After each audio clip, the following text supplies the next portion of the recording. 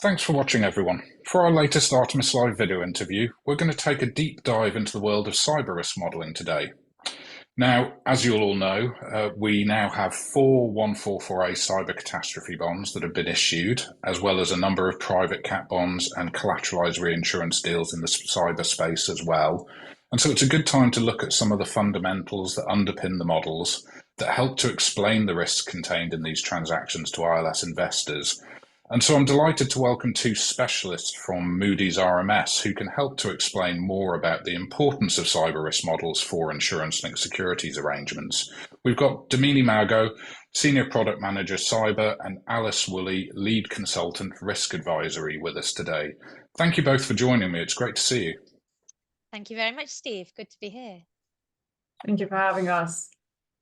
So we're going to explore this exciting new sector of the catastrophe bond market and have a look at how the risk models are helping to support sponsors and investors in their understanding of cyber and these transactions so that we can get more deals to market. So let's begin with what we've seen so far. Perhaps, Damini, you could help by setting the scene for our viewers. You can explain a little bit of the backdrop and give an overview of some of the activity seen to date in cyber cat bonds and ILS. Of course, it's an exciting time. I mean, 2023 saw the first cyber catastrophe bonds come to the market. It was a watershed moment bringing this to the ILS market. And as you mentioned, by the end of Q4, we saw four 144A cat bond transactions, securing about 415 million in protection for those sponsors. Moodys RMS was proud and delighted to support Beasley and Gallagher with the risk modeling for the 144A cyber cat bond, Polestar Re. And we feel it's the first big step to open the doors for those additional capacity that the market clearly needs, especially with the premium growth that's expected from it. And we view this as a pivotal step in establishing cyber as a viable asset class for investors, contributing to the advancement of the cyber insurance market. So definitely an exciting time. Yes, couldn't agree more, Damini. It really has been exciting to see, and it's been a long time coming when you think of how long people have been working towards these first transactions as well. There's so much work that went into educating investors and getting the market up to speed on this. So Alice, turning to you, I mean, one of the most important things has been the education of investors to get these first full cyber cat bonds to the marketplace. Perhaps you could tell us about the role of Moodys RMS here and how you work to help them get to grips with what was a very new peril for some of them. Absolutely, Steve. So, it is really encouraging to see how ILS investors sort of stepped up. They're getting to grips with this new challenge, this completely new peril, and they're supporting not just one, but multiple transactions. So, we've seen really encouraging signs, and that education has been a really key focus and a key part of this long journey of getting to where we are with the cyber transactions. So, I think, at first, if you're unfamiliar, cyber can seem like this really big, scary Armageddon type risk, but you need to spend a bit of time with it. Think about what's actually covered in those insurance contracts. What are the types of events, what's included, what's excluded, where are we thinking about in terms of our modeling, what are the assumptions made there? And as you build that sort of level of comfort, you start to see a shift in the investor community. They've been really receptive to sort of understanding the risk and extremely positive in supporting the transactions. So, at Moodys RMS, our role really for quite some time now has been helping along that sort of education path. And we sort of bring this combination of both, over 20 years expertise in 144A transactions, and also this really mature cyber model. This is being already well accepted by the reinsurance capital providers. And so sort of bringing those two things together put us in a great position to be the modeling agent for Polestar Re and providing those services. And not only just for Polestar Re, but we're also committed to for our ILS investor clients to provide them with remodeling services for all 144A cyber transactions. So yeah, this is really the start of the journey, but we're excited to sort of see where that goes. And we're really hoping to continue to work closely with the market, make sure that we continue that process of educating them as we continue to develop our models and learn more about cyber. Thank you, Alice. Yes, and you make a really good point there about the remodeling services, because that's going to be critical as we get more transactions in the marketplace as well. So good to hear. Now, perhaps we should go a little deeper into the risk model itself. And Damini, maybe you can talk a bit about what the Moody's RMS cyber model actually covers. Absolutely. So I like to think cyber as a family of perils, like you would think about NatCat. You've got your wind perils, your earth perils. With cyber as well, we similarly think about 5 distinct perils that we end up modeling. So one being data breach, so your standard data breaches that you see out there, the cloud outages, what happens when a cloud service provider goes down, ransomware, malware activity, DDoS attacks, and then you've got your business email compromise, BEC, or financial theft. So when we start to view the risk, we see it from the lens of these 5 different perils. When we think about modeling this risk, we sort of divide it into sort of 2 worlds. So first being attrition, which is your day-to-day risk and in day-to-day activity that one sees on their book. And the other is more losses arising from that catastrophe or that systemic risk. And our approach to modeling those two varies quite a bit. While you can use historical data to have a sense of what that near future looks like, what your day-to-day activity looks like, you can build statistical models based off of that data to define sort of your attrition element of the risk. But as soon as you get into the systemic or catastrophe risk, you have to be able to use other techniques to model such a risk. History can only get you so far. So for example, similar to climate change, the obvious events or risks that are your biggest threats today are not going to be probably your biggest threats tomorrow. There's always going to be, especially in the cyber phase, new vulnerabilities emerge. The risk landscape and the profile changes, this geopolitical influence, the threat actors are continuously updating themselves. So one, essentially, from a modeling standpoint, needs a stable framework to sort of model and assess the risk and keep up with the changing risk landscape, especially when we're thinking about that systemic or aggregation potential. And it's quite relevant for the ILS investors as well. So our approach to handle that systemic nature has been to build those causal models that establish a comprehensive view of the risk by modeling the real world physics and dynamics of the ecosystem. So you're thinking about threat actors and softwares and vulnerabilities and how do they actually interact with each other, as to how do you enter a company's network, what you do once you're in a company's network, and to actually fall into the physics of the system rather than relying on, say, historical events and capturing the risk a lot more holistically.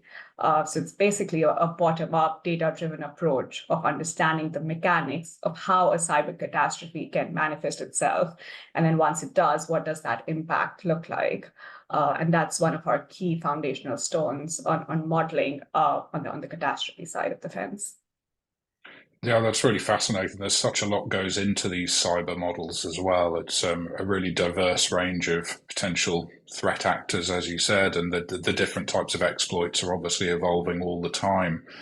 Alice, as we continue to look more deeply at the model, perhaps you could tell us a little bit about how the risk model gets applied to different types of 144A cat bonds, such as those we've seen in the market so far.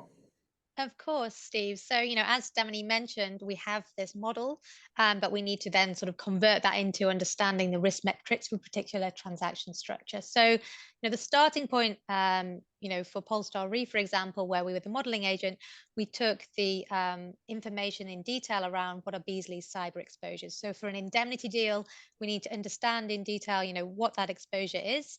And similarly, for other deals, we might have more or less granularity in terms of that initial data, depending on what the sponsor chooses to disclose. Next, we are taking the Moody's RMS cyber model, as Damini was describing. So we can sort of take that out of the box, we plug in the exposures, and we can build a view of what the potential cyber scenario footprints can look like from that modeling. Next, we take those occurrence level structures and we can sort of apply those structures onto the model outputs to understand what are the risk metrics and start to build up a series of risk exhibits which are helpful for investors to understand, the nature of that risk and what the sort of the details look like. So in terms of where the scenarios, another key part of that process is looking at, what are the event definitions? What are those events that could cause a trigger for this particular structure?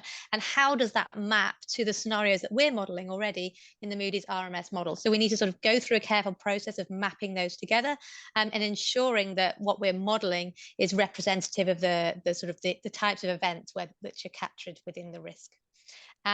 And then from that process, we can produce a set of an expertise risk analysis. So we're including our view of the key risk metrics, some very standardized risk exhibits, and also details of our methodology and approach.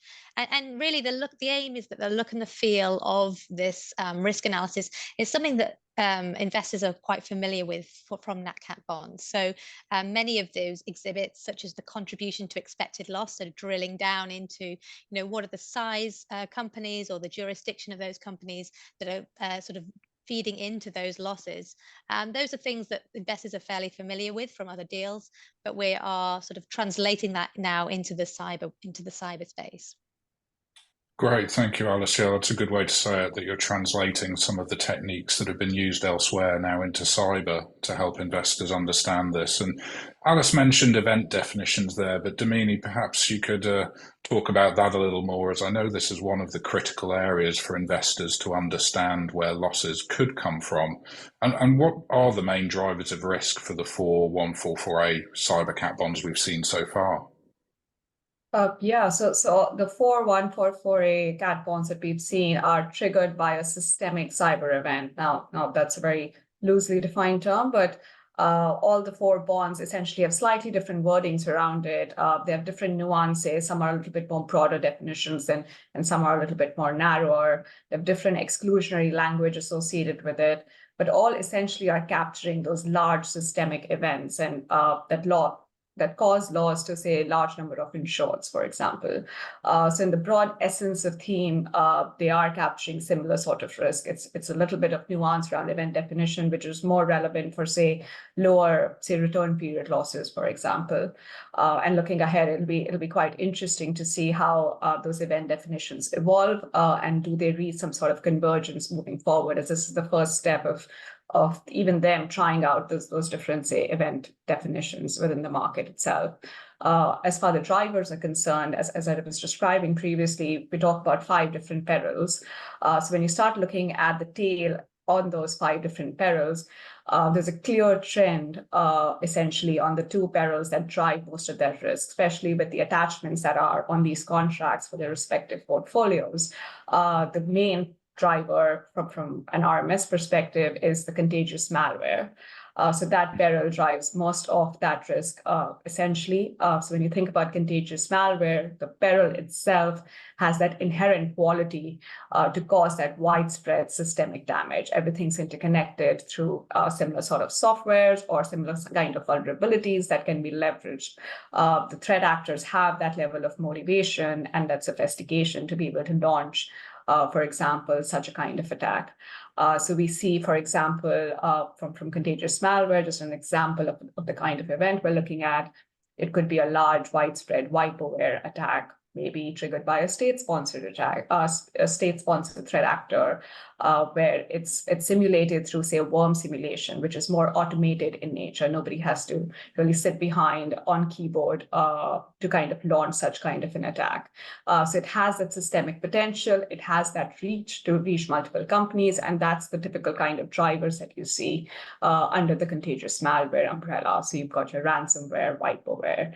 So those are your typical drivers. So that's the major contributor of that risk. And then, of course, the second peril that ends up driving is cloud outages. And again, no surprises there.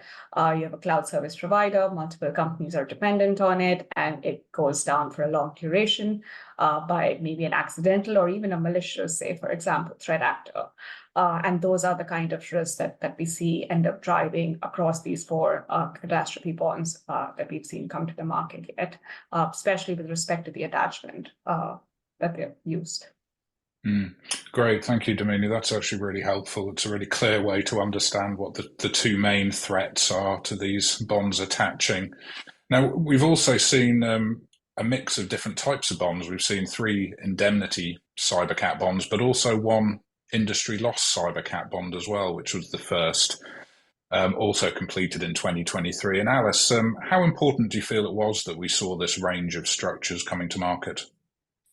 Yeah, so it's really great that we saw that, the Matterhorn issuance in 2023. This is using a US industry loss index. And it's great to see that being successful and supported in the market. So, at Moodys RMS, we have our own sort of US cyber industry exposure database, or IED, which contains over 1 million companies.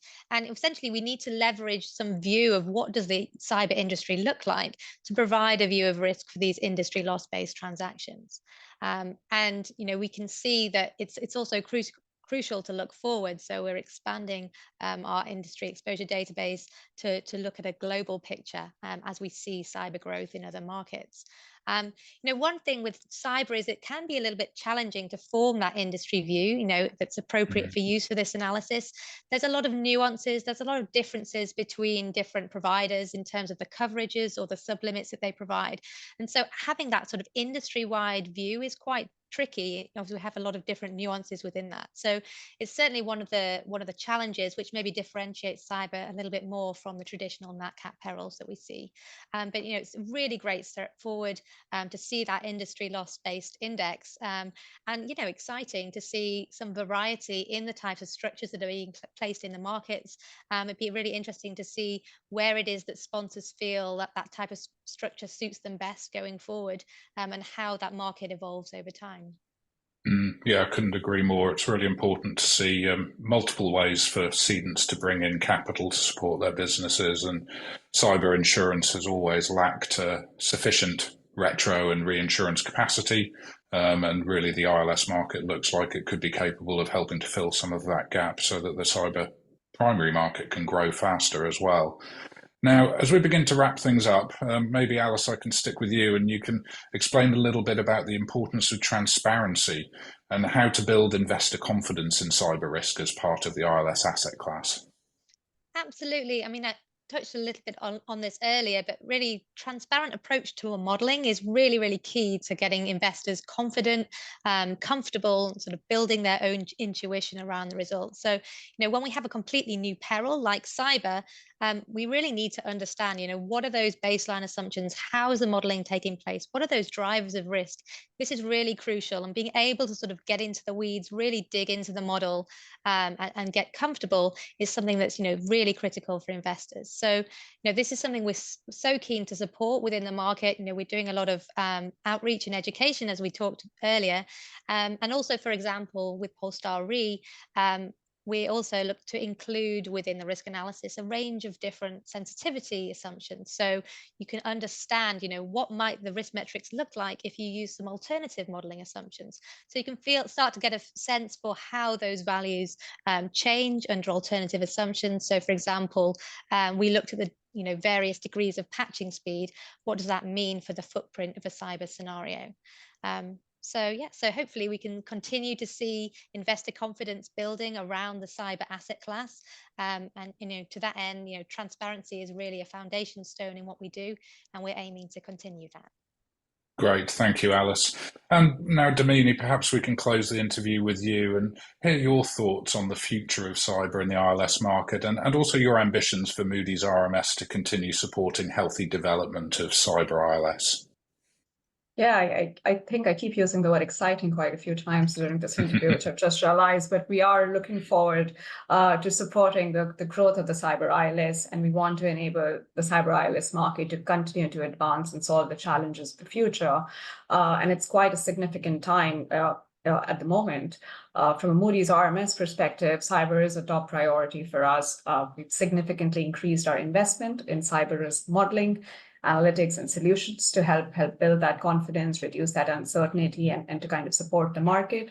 But as well as we've taken the charge of forming a cyber industry steering group with some of the leading market participants as well, to help understand this risk and just build more confidence as a community and as a market going forward.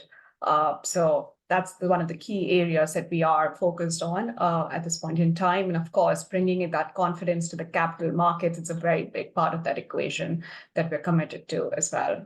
So yes, we do hope to continue to work with the industry and the market along that journey and support its development. Definitely. Great, thank you, Damini. Very good to hear again, because I think the industry liaison is going to be really critical as cyber develops within ILS, and as this is a peril that's going to keep evolving over time, they really need to stay close to the experts in analysing the risk too. So great to hear. Thank you both very much. I really appreciate you sharing your time with me today, Damini and Alice from Moodys RMS. I look forward to speaking with you again soon. Absolutely. Thank you for having us, Steve. Thank you.